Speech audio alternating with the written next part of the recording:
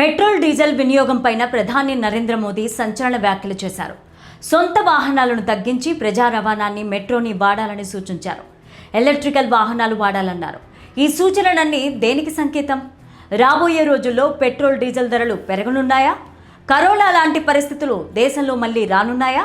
నరేంద్ర మోదీ చేసిన వ్యాఖ్యలను ఎలా అర్థం చేసుకోవాలి?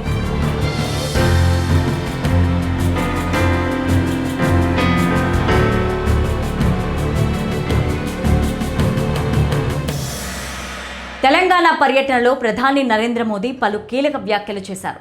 సికింద్రాబాద్లోని పెరేడ్ గ్రౌండ్లో జరిగిన బీజేపీ సభలో రాజకీయాల కన్నా ఎక్కువగా దేశ ప్రజలను ఉద్దేశించి పలు సూచనలు చేశారు.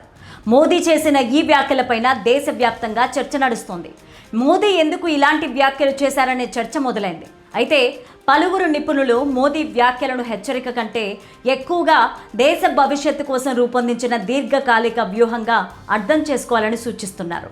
పశ్చిమాసియాలో జరుగుతున్న యుద్ధం కారణంగా దేశంలో ఇంధన సంక్షోభాన్ని ఎదుర్కొంటుందని ప్రధాని అన్నారు. ఈ వ్యాఖ్యలు కూడా మోదీ భవిష్యత్తు ప్రణాళికను తెలియపరుస్తున్నాయని కొంతమంది ఆర్థిక విశ్లేషకులు చెప్తున్నారు. మన దేశంలో 80% పైగా ఇంధన వనరులు ఇతర దేశాల నుంచే దిగుమతి చేసుకుంటాం. దీనివల్ల ఏటా లక్షల కోట్ల రూపాయల విదేశీ కరెన్సీ వెచ్చించాల్సి వస్తోంది.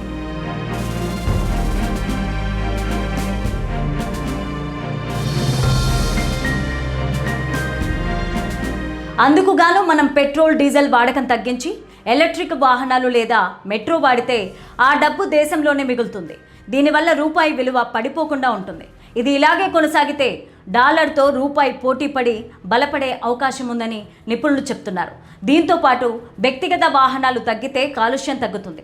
అలాగే ఈవీ వాహనాల వాడకం వల్ల పర్యావరణం కలుషితం కాకుండా అందరూ ఆరోగ్యంగా ఉంటారని ఉద్దేశంతో ప్రధాని మోదీ ఈ సూచనలు చేశారని తెలుస్తోంది. అమెరికా ఇరాన్ల మధ్య జరుగుతున్న యుద్ధం కారణంగా దేశంలో పెట్రోల్ డీజిల్ నిల్వల శాతం పూర్తిగా పడిపోయింది.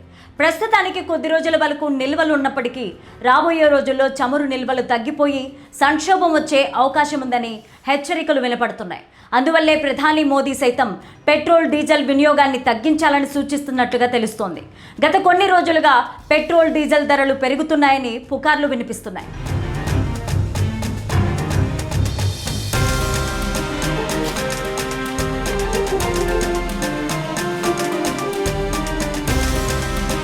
ఎన్నికలు కూడా ముగియడంతో ఇక త్వరలోనే చమురు ధరలు పెరుగుతాయని టాక్ వినిపిస్తోంది.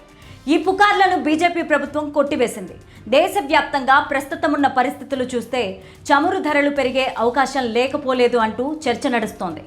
అయితే పెట్రోల్ డీజిల్ ధరలు పెరగడం అనేది కేవలం దేశీయ నిర్ణయం మాత్రమే కాదు, అంతర్జాతీయ మార్కెట్ మీద కూడా ఆధారపడి ఉంటుంది. వీటితో పాటు ప్రధాని మోదీ మేడ్ ఇన్ ఇండియా వస్తువులను వాడాలని పిలుపునిచ్చారు.